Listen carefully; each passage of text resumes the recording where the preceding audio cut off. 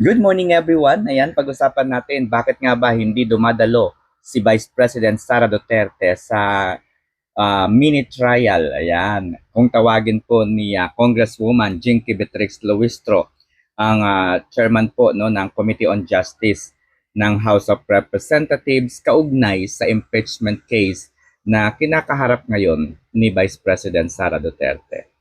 So, ang sabi ng mga dilawan, mga pink lawang, ito daw ay pagkaduwag. Takot daw si BP Sara na mabulgar ang mga kabulastugan na kanyang mga ginawa. Takot daw si BP Sara at hindi daw niya kayang sagutin yung ibinibintang sa kanya na ginastos o nilustay niya yung kanyang confidential fund. Kaya ang tawag po ng mga dilawan, Inday Lustay. Tawag po ng mga pingtawan, Inday Lustay. Tawag po ng mga loyalista, Inday Lustay.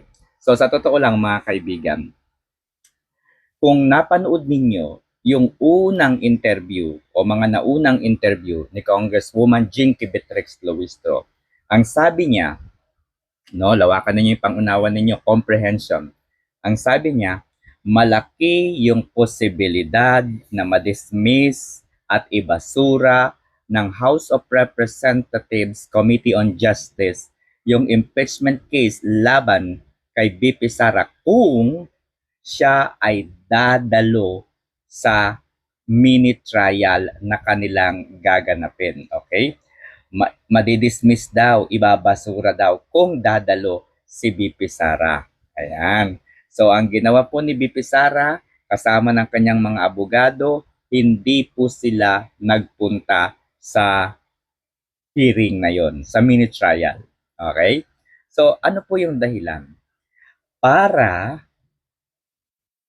dalhin itong House of Representatives para ipakita sa buong bansa o mundo na sumusubaybay sa impeachment mini trial na ito,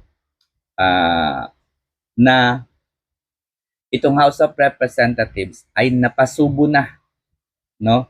Napasubo na, nandyan na. Okay? Ngayon, patunayan nyo yan na totoo yung aligasyon ninyo. Okay? So, in-expose po naturally ni BP Sara yung mga kagaguhan, kalokohan, kasinungalingan na ginagawa ng kanyang mga kalaban. Okay? Sa unang pagharap po ni Ramil Madriaga. Okay? So para sa mga hindi po nakakaalam, patong-patong po na criminal case ang kinakaharap ni Ramil Madriaga, kidnap for ransom case.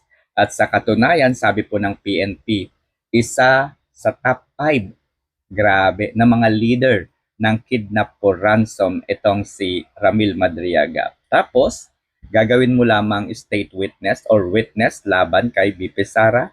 Okay? So, una dito, yung greetings po ni BP Sara sa kanya ng happy birthday.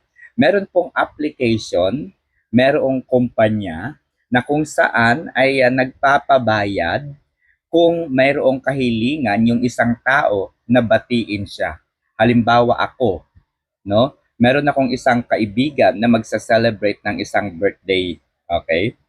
Pupunta lang ako doon sa business na yon, doon sa negosyo na yon, doon sa kumpanya na yon, at mamimili ako ng artista, mamimili ako ng kahit sinong kilalang tao na babate doon sa aking kaibigan. Okay, halimbawa, Piolo Pascual, o kaya Vice President Sara Duterte, o kaya President Marcos Jr., sasabihin ko, pakigreet naman po itong aking kaibigan. Siya po ay magsa-celebrate ng kanyang birthday. Di ba? So, ire-record ngayon ng kumpanya yung record, yung ano na yon, birthday greetings. Tapos, kapalit ng bayad, ay kakausapin nila yung tao. Pakigreet nga po ito. Tapos, syempre, dahil bayad na yon, isesend na po sa akin yung greetings na yon. Tapos, isesend ko na sa kaibigan ko. Ayan, binati ka na ng aking kakilala. Meron po yan. Okay? So, sa mga matatalino, i-research nyo po kung ano yung application or kumpanya na nagkakaroon ng ganyang negosyo. Okay, una po yun. Pangalawa, ang serial number o ang number ng isang cheque ay hindi po nauulit. Isa lamang po ang number ng isang cheque. So, kung yung 25 million na yan na ibinigay di umano ni dating Pangulong Duterte kay Ramil Madriaga para ibili ng Harley Davidson na motor at yung isa pa, no? Siguro ang kailangan niyang ipakita hindi yung resibo ng motor Hindi yung ORCR na nakapangalan sa kanya, kundi yung katunayan na yung pera na yon ay galing sa dating Pangulo.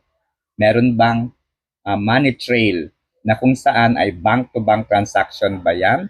O kaya nag-withdraw si President Duterte ng 25 million, ibinigay ng cash kay Ramil Madriaga. Ano yung petsa na yon? No? Kailangan merong petsa.